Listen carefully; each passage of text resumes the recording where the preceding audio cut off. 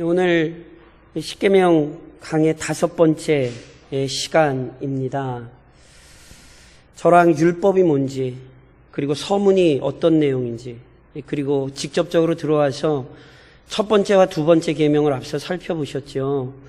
앞서 살펴본 두 계명의 내용들은 이런 것입니다. 첫 번째 계명, 너는 나 외에는 다른 신들을 내게 두지 말라는 명령은 예배의 대상에 관한 것입니다. 만물의 찬양과 영광을 받으시기에 합당하신 분, 온 인류의 예배를 받기에 합당하신 분은 성경을 통해 자신을 드러내시고 나타내신 하나님 한 분뿐입니다. 그런즉 오직 하나님 한 분만을 찬양하고 하나님 한 분만을 섬겨야 합니다. 오직 하나님을 영화롭게 하며 그를 영원토록 즐거워하는 것이 인류의 의무요 특권입니다. 두 번째 계명은 우상에 관한 경고입니다. 중요한 동사가 제가 3개라고 말씀을 드렸죠. 우상을 만들지 말고 거기에 절하지 말고 그것들을 섬기지도 말라고 표현합니다. 달리 표현하자면 이 계명은 예배의 방법에 관한 것입니다. 첫 번째 계명이 명확하게 선포하듯이 하나님 외에 다른 신은 없습니다. 그럼에도 인간이 수많은 우상을 만들고 그것들에 절하고 섬기는 이유는 첫 사람의 불순종 안에서 모든 인간이 죄의 영향을 입어 그 마음이 부패했기 때문입니다. 그래서 존재하지도 않는 헛된 신을 자기 생각과 뜻대로 자기 방식으로 만들어내어 오로지 자기 욕망을 추구하고 만족시키는 도구로 삼으려고 하죠. 이게 우상숭배의 본질입니다. 그런데 이게 전부가 아니라고요. 이 부패한 욕망은 하나님을 섬긴다라고 이야기하면서도 성경의 지침이 아닌 하나님께서 명하신 방법이 아닌 자기 멋대로 신앙생활을 하려는 형태로도 나타납니다. 그래서 카톨릭은 다시 한번 말씀드리지만 두 번째 계명을 어기고 있습니다. 우상 숭배한다고요. 그 사람들이 첫 번째와 두 번째 계명을 합쳐서 하나의 계명으로 만든다고 해서 두 번째 계명이 절대로 사라지지 않습니다. 그들은 오늘 하나님의 이름으로 예배한다 하면서도 모여 우상을 숭배하는 거예요. 이렇게 자의적이고 자아중심적으로 하나님을 섬기려는 태도 역시 우상 숭배라니까요. 신앙생활은 내가 하고 싶은 대로 하시는 것 아닙니다. 오늘도 죄인은 존재하시는 하나님은 부인하고 존재하지도 않는 우상을 만드는 데 분주합니다. 그런즉 참된 믿음을 가진 그리스도인이라면 언제나 자신의 신앙을 점검할 줄 알아야 합니다. 내 생각이 아니라 성경의 가르침에 복종해야 한다는 사실을 명심하고 성경에 비추어 자신의 신앙생활을 점검하며 성숙하고 성장해야 합니다. 오늘 이제 세 번째 계명을 살펴보실 것입니다. 너는 내 하나님 여호와의 이름을 망령되게 부르지 말라. 여호와는 그의 이름을 망령되게 부르는 자를 죄 없다 하지 아니하리라. 첫 번째 계명이 예배의 대상에 관한 것이고 두 번째 계명이 예배의 방법에 관한 것이라면 속으로 또 한번 따라 하시겠어요? 속으로 예배의 자세. 예배의 자세. 세 번째 계명은 예배의 자세 또는 예배자의 태도에 관한 것입니다. 우리는 첫 번째 계명에 순종하여 유일하신 하나님만을 섬겨야 합니다. 둘째 계명에 따라 마음대로 섬겨서는 안 되고 하나님께서 정하신 방법으로 섬겨야 합니다. 더 나아가 유일하신 하나님을 섬기는 데 합당한 자세와 태도를 지녀야 합니다. 유일한 예배의 대상이신 하나님을 바르게 알고 그분께 합당한 예배의 방법을 따르려면 반드시 그분께 합당한 마음과 태도 역시 요구됩니다. 이것이 세 번째 계명입니다. 이 계명의 내용은 이런 것입니다. 우선 올바른 예배의 자세 또는 예배자의 태도는 하나님의 이름에 합당한 경배를 드리는 것입니다. 본 계명에서 하나님께서는 내 하나님 여호와의 이름이라 말씀하시죠. 성경학자들이 이 표현에 주목해야 한다고 강조합니다. 하나님께서 자신의 이름을 나의 이름, 저희가 보통 1인칭이라 그러죠. 이렇게 1인칭으로 직접적으로 표현하지 않으시고요. 간접적으로 내 하나님 여호와의 이름, 저희가 3인칭이라고 보통 표현하죠. 그렇게 3인칭으로 표현하세요. 왜 하나님께서 이렇게 표현하셨는가? 하나님의 이름 자체에 관심을 집중시키기 위한 표현이라는 것입니다. 그러니까 다시 말해 하나님의 이름이 지닌 의미를 바르게 알고 그 이름이 드러내는 영광과 존귀에 합당한 자세를 갖추게 하시려고 나의 이름이 아니라 내 하나님 여호와의 이름으로 표현하셨다는 거예요. 그렇게 이 계명을 이해하려면 우선 하나님의 이름이 의미하는 바를 알아야 합니다. 예나 지금이나 이름은 중요합니다. 부모가 자녀의 이름을 아무렇게나 짓지 않죠. 가게를 여시는 분이 그 상호를 신중하게 고릅니다. 이것은 언제나 인간 사회에 나타난 특징이었습니다. 특히 고대 세계에서 이름은 그 이름을 가진 사람이나 사물의 정체성을 나타내는 도구였어요. 즉, 한 사람의 이름은요, 그 사람 자체를 의미합니다. 그래서 성경에서도 하나님의 이름은 하나님 자신과 떨어질 수 없는 개념으로서 하나님의 성품, 그분의 능력과 존엄을 드러내는 중요한 도구요 방편이었습니다. 이러한 사실을 드러내는 예를 성경에서 여러 곳에서 찾을 수 있습니다. 하나님께서는요, 아브라함에게 사라를 통한 아들을 약속하셨잖아요. 근데 다 아시죠? 아브라함과 사라가 기다리지 못했어요. 그래서 어떻게 했죠? 사라의 몸종 하갈을 통해 아들을 얻었습니다. 그거 아세요? 이에 대해 하나님께서 아브라함에게 오랜 시간 침묵하세요. 86세 때에 하갈을 통해 이스마엘을 얻었는데 하나님이 아브라함이 99세가 되도록 하나님께서 13년 정도를 침묵을 하십니다. 그러다 나타나셔서 말씀하세요. 그게 창세기 17장 1절이에요. 이렇게 기록되죠. 아브라함이 99세 때에 여호와께서 아브라함에게 나타나서 그에게 이르시되 나는 전능한 하나님이라. 너는 내 앞에서 행하여 완전하라. 이 구절을 좋은 의미로 이해하시면 안 돼요. 이거 지금 하나님이 아브라함 책망하시는 말씀이에요. 그분의 이름은 전능하신 하나님이에요. 그렇기에 자기 약속을 충분히 이루십니다. 하지만 아브라함은 전능하신 능력을 믿지 못해 뭐 한 거예요? 이스마엘을 얻는 실수를 범한 거예요. 그래서 13년간이나 하나님이 침묵을 하세요. 그리고 다시 나타나서 아브라함의 불신과 어리석음을 책망하시며 이제는 그 전능자 하나님 앞에 부합한 믿음을 보이라고 지금 명령하시는 거예요. 너 내가 전능한 하나님인데 왜 그거 못 믿어? 너 이제 잘해야 돼. 이 책망하시는 말씀이에요. 즉 하나님의 이름이 여기서 지금 하나님을 드러내죠. 또 하나님께서 모세를 부르실 때 앞서 서문에서 살펴보셨던 것처럼 그 이름을 스스로 있는 자로 알려주셨습니다. 하나님께서는 만들어진 존재가 아니라 영원부터 영원까지 존재하시는 창조주요, 스스로 충족하시고 만족하시며 모든 역사를 다스리시는 통치자이십니다. 그런즉 이 스스로 있는 자라는 이름은 출애굽과 가나안 입성을 믿을 수 있는 아주 중요한 근거가 돼요.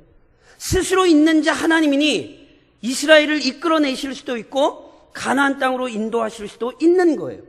이 이름을 믿으라는 거였어요. 이처럼 하나님의 이름은 하나님 자신과 동등한 권위와 존엄을 지니지요. 그래서 시편 8편에 보면 시편 기자가 이렇게 고백을 하죠.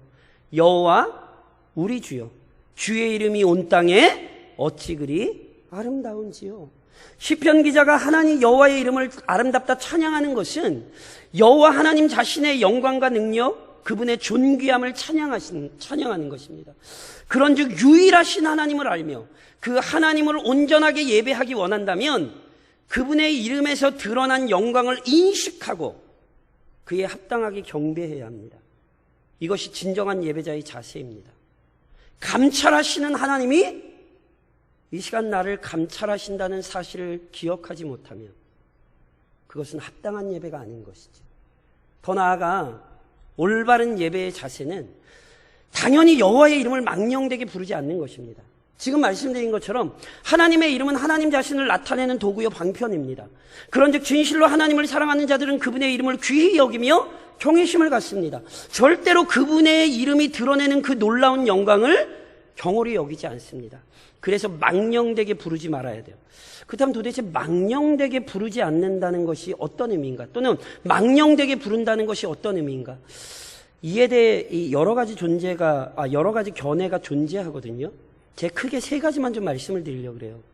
우선 망령되게 부르지 말라는 것을요, 함부로 부르지 말라는 의미로 이해하는 견해가 있습니다. 실제로 이스라엘 백성들은 하나님의 이름을 부르는 것 자체를 두려워했습니다. 서문에서 나온 이 하나님의 이름, 여호와라는 이름을 설명하면서 제가 그런 말씀 드렸죠. 이걸 저희가 여호와 또는 야훼 이렇게 얘기하는데 그때도 말씀드렸던 것처럼 추정이에요. 아무도 그 이름의 정확한 발음을 몰라요. 이게요, 저희가 전문 용어로 뭐라 그러냐면 테트라그라마톤이라 그래요. 4개의 문자들이라는 뜻이거든요. 그러니까 히브리어 자음 4개만 딱 있어요. 이스라엘 백성이 그 발음 자체를 올리기를 두려워해서 아도나이로 변경하여 불러서 누구도 그 발음이 어떻게 되는지 몰라요. 이게 어떻게 보면 제가 조금 이따 다시 설명하겠습니다.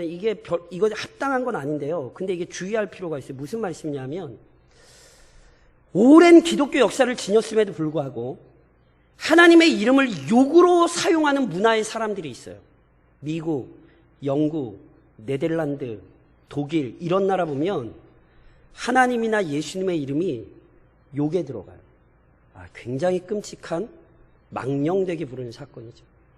우리는 안 그러? 그렇게 얘기하시면 안 돼요. 제가 눈이 말씀드리죠.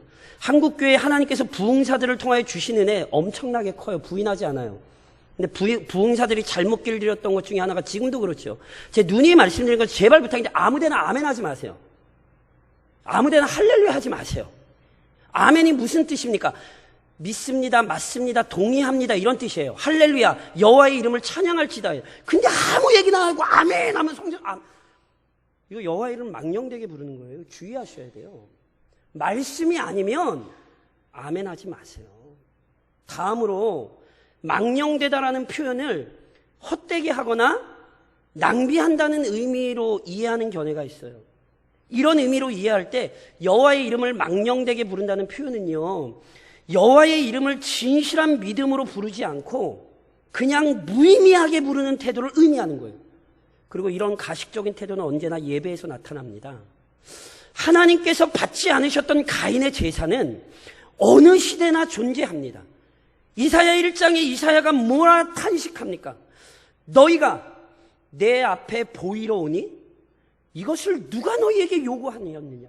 내 마당만 밟을 뿐이니라. 헛된 재물을 다시 가져오지 말라.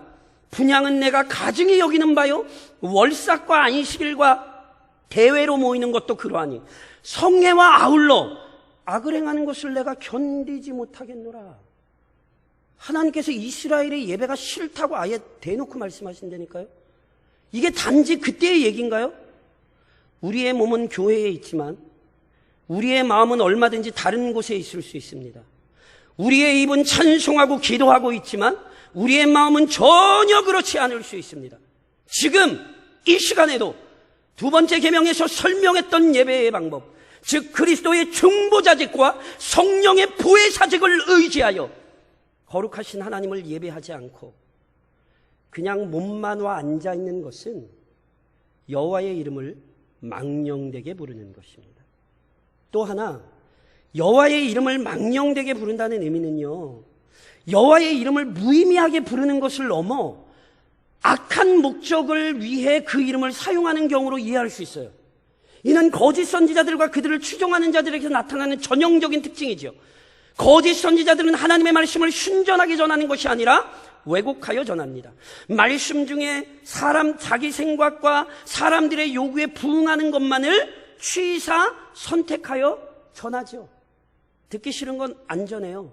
성경과 다른 내용을 마치 성경이 가르친 것처럼 포장하여 가르치죠. 사도 요한이 요한일서 4장에서 이렇게 얘기해요.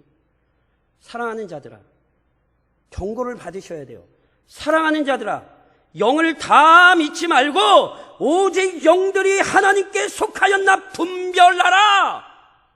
많은 거짓 선지자가 세상에 나왔습니다. 성경입니다.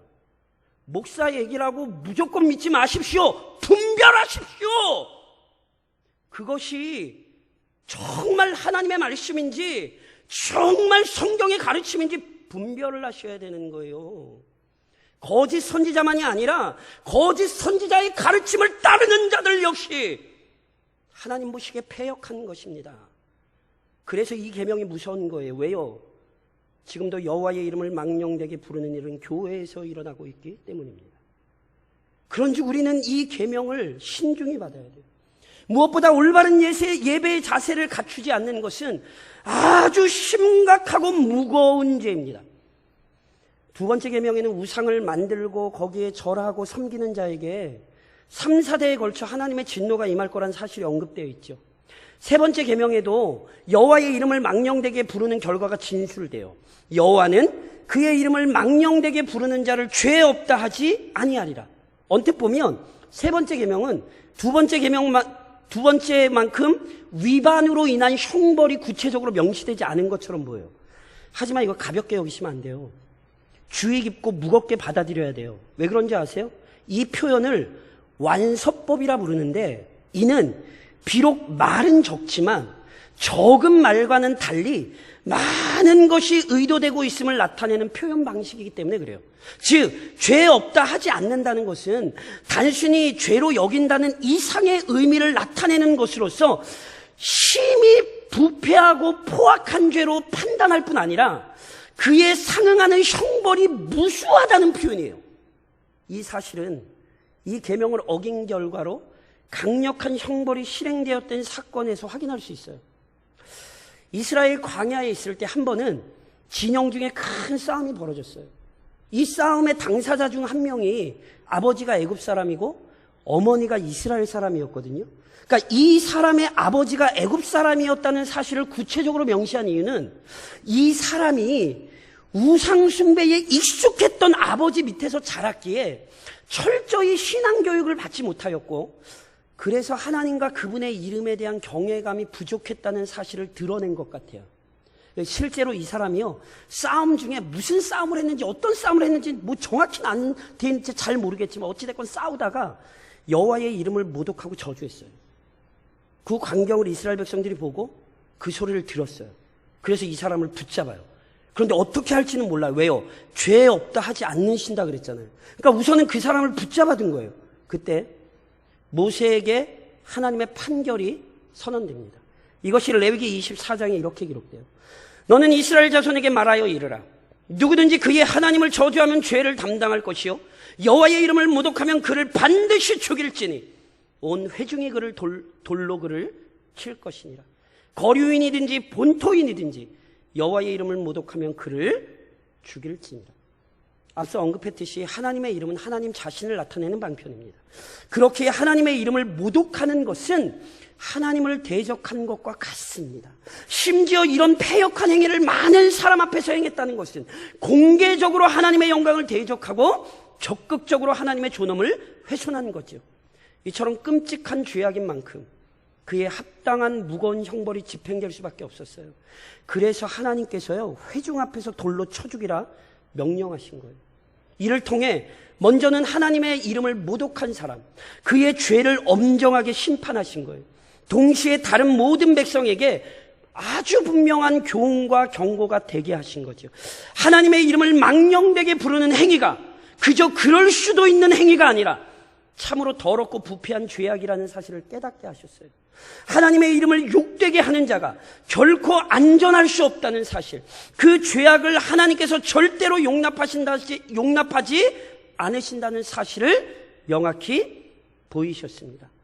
그런즉 사랑하는 성도 여러분, 여호와의 이름을 망령되이 부르지 않도록 주의하십시오. 명심하십시오. 여호와의 이름을 망령되이 부르는 것은 심각한 죄악입니다. 그런즉 행여나 이런 일이 없도록 깨어 계셔야 돼요. 함부로 부르시면 안 돼요. 헛되게 부르시면 안 돼요. 그 이름을 왜곡하시면 안 돼요. 물론 이 계명은 하나님의 이름을 부르는 것 자체를 무서워하라는 의미는 아닙니다. 제가 앞서도 계속 말씀드렸죠. 율법은 죄를 명확히 드러낼 뿐 아니라 의를 분명히 드러내고 요구한다고 말씀드렸잖아요. 그러니까 보세요. 본 계명의 요구는 하나님의 이름을, 여호와의 이름을 망령되이 부르지 않는 것이 전부가 아니에요. 하나님의 이름을 망령되이 부르지 않을 뿐 아니라 그의 이름을 그의 이름답게 불러야 돼요. 이게 이 계명이에요. 그래서 앞서 말씀드렸듯이 이스라엘이 이 계명을 존귀하게 여긴다고 이 이름을 잇는 것은 이건 역시 잘못된 태도예요. 여호와의 이름을 바르게 불러야 돼요. 그렇다면 어떻게 해야 여호와의 이름을 합당하게 부르는 것일까요? 우선 예배드리는 태도, 예배에 임하는 자세를 점검하고 온전하게 하십시오. 즉 모든 예배 중 하나님의 인재를 인식하고 겸손히 은혜를 간구하는 심령을 품으십시오. 하나님께서 요구하시는 것은 단순히 겉으로 드러난 행위가 아닙니다. 하나님의 이름을 망령되게 부르지 않는 것은 마음으로부터, 영혼에서부터 시작됩니다. 이사야의 경고처럼 입술로는 하나님을 존경하나 마음은 그분에게서 멀지 않게 주의하십시오. 이와 관련하여 고넬료의 모습은 아주 좋은 모범이 됩니다. 하나님께서는 이방인이었던 고넬료의 마음에 은혜를 부어주셨어요. 그래서 그는 유일하신 창조주 하나님을 예배하고자 하는 열망을 품게 되었고, 이 열망에 이끌려 그의 삶 속에서 날마다 기도하는 일에 힘을 쏟았어요. 이처럼 기도에 열중하던 어느 날 베드로를 데려다가 말씀을 들으라는 환상을 보게 됩니다. 이에 고넬료가 지체하지 않고 사람을 보내 베드로를 모셔옵니다. 그래서 마침내 베드로가 자기 집에 방문하자 고넬료가 어떻게 말하는지 아세요? 사도행전 10장에 이렇게 얘기해요. 이제 우리는 주께서, 하나님께서 당신에게 명하신 모든 것을 듣고자 하여 다 하나님 앞에 있나이다. 이 고백의 위대함을 보셔야 돼요. 고넬료의 눈앞에 서 있는 것은 베드로지 하나님이 아니에요. 그러나 고넬료는 자신과 그의 가족 모두가 하나님 앞에 겸손히 엎드렸다고 고백하죠. 즉 베드로를 통해 하나님께서 말씀하시고 은혜 베푸실 것이라고 기대하고 의지했어요. 고넬료의 태도는요, 오늘도 예배에 참석하는 모든 자들에게 본이 되는 거예요. 예배가 단지 사람의 모임으로 생각되고 사람만 모인다면 영적으로 그 사람은 병든 것입니다. 나는 예배 때 저 사람 모여서 싫어. 그 사람이 문제가 아니에요.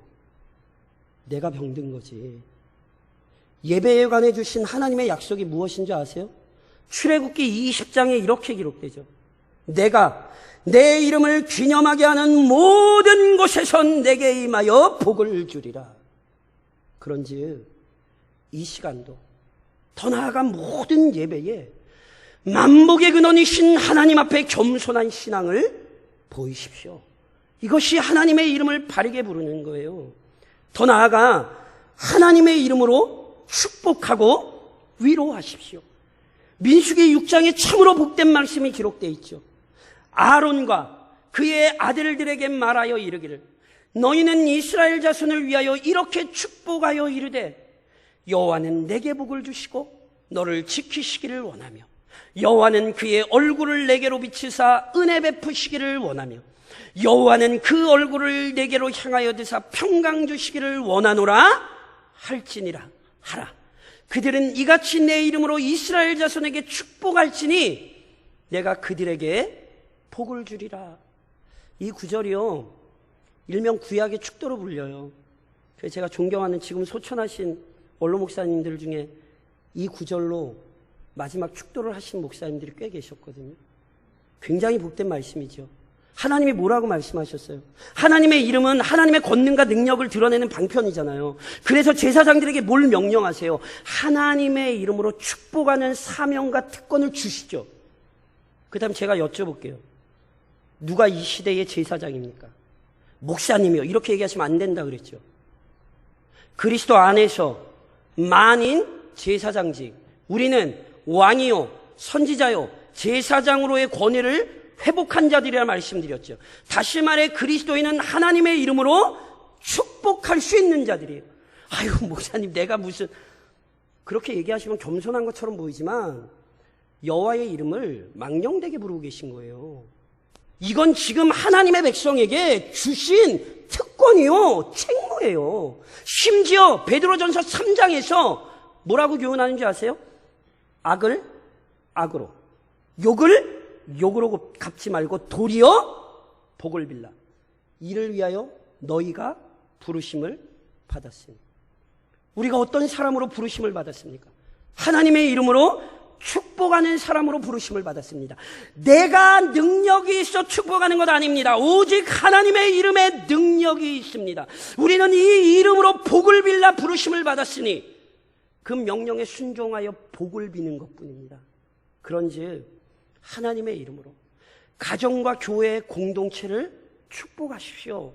그리고 더 나아가 지금이 은혜의 날이라는 사실을 인식하고 능력의 이름, 구원의 이름을 전하십시오. 인생에게 가장 큰 축복은 영원한 생명을 얻는 것입니다. 이것보다 중요한 일은 없습니다. 그렇다면 영원한 생명을 어떻게 얻습니까? 사도 요한이 요한복음 1장에서 무엇라 우리에게 가르쳤습니까? 영접하는 자, 곧 그 이름을 믿는 자들에게는 하나님의 자녀가 되는 권세를 주셨으니, 예수의 이름이 능력 아닙니까? 다 아시죠? 사람은 참 연약해요. 환난과 공고, 고통과 질병 등으로 인해 사람은 그 마음이 낙심되기 쉬워요. 그런데 이때 하나님께서는 죄인들이 복음을 받아들이기 적합한 기회가 되게 하십니다. 지금 분명히 표면적으로 보면 한국교회가 조국교회가 어렵지요. 그런데 이 질병으로 인한 어려움만 생각하시면 안 돼요. 이 질병으로 인해 또는 오늘 우리 이 홍수로 인해 하나님이 어떤 죄인들의 마음은 만지고 계세요. 그래서 이게 회심의 기회가 될 수 있기를 기도하셔야 돼요. 지금이 은혜 받을 만한 때요. 지금이 구원의 날이 되도록 지혜롭게 복음을 전하십시오. 이것이 오히려 한국교회에 주신 하나님의 은혜라는 사실을 명심하시고 그 이름을 전하는 기회로 삼으셔야 돼요. 무엇보다 마지막으로 다시 한번 권면합니다. 사랑하는 성도 여러분, 예수 그리스도의 이름을 의지하여 기도하십시오. 요한복음 16장에서 우리 주님이 주신 약속이 무엇입니까? 지금까지는 너희가 내 이름으로 아무것도 구하지 아니하였으나 구하라. 그리하면 받으리니 너희 기쁨이 충만하리라. 그리스도께서 그의 백성의 기도를 들으시겠다고 약속하셨습니다. 그런즉 지금은 그의 이름을 부르며 기도할 시기입니다. 그의 이름의 능력이 나타나고 그의 이름의 영광이 드러나기를 강력히 청원할 시기입니다. 그분의 약속을 붙잡고 그분의 이름을 의지하여 이 나라와 민족 조국을 위하여 온 땅을 위하여 지금 부르짖어야 할 시기입니다. 교회가 아니면 이 이름의 능력을 아는 자들이 아니라면 지금 누가 부르짖고 지금 누가 간청하겠습니까? 그러니 어려운 시기가 아니라 오히려 주의 앞에 부르짖는 기도의 시기가 되셔야 합니다. 그래서요, 이 세 번째 계명과 관련하여 종교개혁자 마틴 루터가 이런 말을 남겨요. 하나님께 요청하고 그분께 기도하고 그분을 찬양하고 그분께 감사드려야 할 때마다 바로 그분의 이름을 사용하는 것이다. 전능하신 하나님께서 우리에게 그분의 이름을 알리셨고 부를 수 있는 특권을 주셨습니다. 그런즉 그 이름을 망령되게 부르는 자들이 아니라 온전하게 부르는 자들이 되십시오. 이번 한 주간도 이 세상의 이 조국의 혼란스러움을 보며 그분의 이름을 부르고 그 놀라운 이름의 능력을 경험하는 한 주간이 되시기를 살아서 역사하시는 주님의 이름으로 권면드립니다.